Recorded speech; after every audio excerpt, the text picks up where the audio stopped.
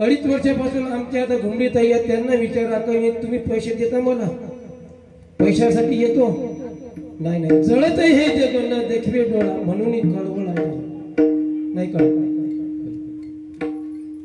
आमचं कार्य आहे आणि तुम्हाला तुमच्यापर्यंत पोहोचवण्याचं आमचा काही उद्देश नसला पाहिजे. त्यामध्ये ज्याचा उद्देश त्याच्यामध्ये असेल तो सफल नाही होत. खोटं सांगत नाही, नारदाच्या गादीवर सांगतो कुठेही जातो तरी डंका वाजवून घेतो.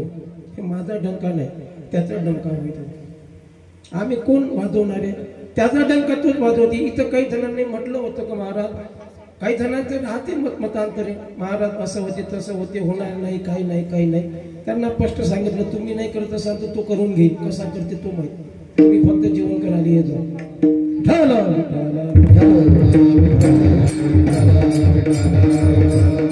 पण त्या बिचाऱ्यांची मेहनत पायाने पाय नाही, 1 महिना झाला. मला तर वाटते घरी गेलेत का नाही जातात, घरी गेले थोडं झोपलं का त्यांना, असं त्यांचं फल त्यांना मिळणार, निश्चित मिळणार आहे.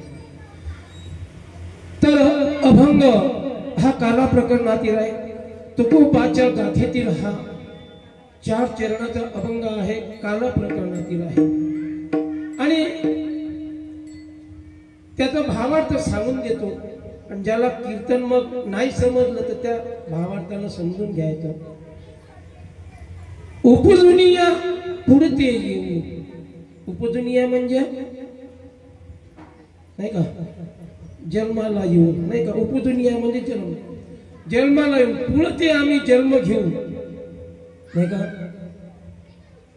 उपजुनिया पुढते येऊ, काला खाऊ दही भात. कशासाठी? त्या काल्याला भक्षण करण्यासाठी आम्ही जन्म घेऊ येत, त्यासाठी इथं येऊ नाही का. का समोर सांगतात वैकुंठी तो ऐसे नव्हे, ऐसे नाही. वैकुंठी तो ऐसे नाही.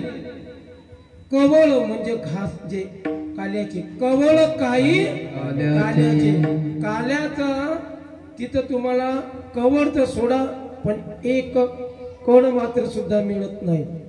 म्हणून वैकुंठामध्ये तो नाही.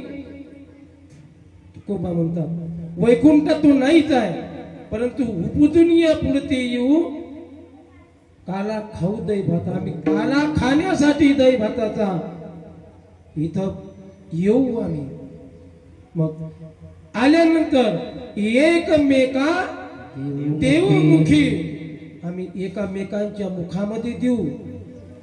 सुखे घालू हुंबरी, म्हणजे सुखानं आम्ही ढकार नाही का, जेवण केल्यावर भुरभुर करत नाही आपण, तसं करू आम्ही. असं कोण म्हणतात? तुकोबा म्हणतात. वैकुंठात नाही तो, त्याच्यासाठी आम्ही इथं आलो. इथं येऊन आम्हाला काला नाही का, आम्ही ढरकाळी फोडपर्यंत, आम्ही हे देपर्यंत काला आम्ही सेवन करू नाही का. एकमेका मुखामध्ये देऊ. तुका म्हणे वाळवंट बरवे नीट उत्तम. बघा यामध्ये किती मजा आहे, या शब्दामध्ये मजा किती आहे बघा.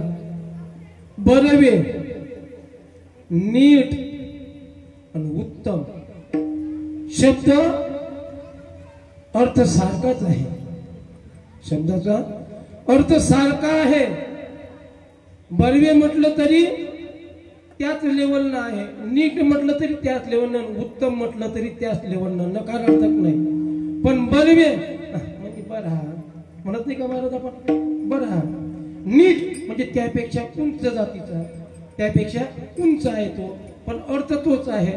उत्तम अर्थ तोच आहे, पण त्याच्यापेक्षा नाही का. असं ज्याचं वाळवंट असल, समजून घ्यायचं वाळवंट कोणतं आहे, तो त्या परीने घेतो असे तुकाराम महाराज म्हणतात. विठ्ठल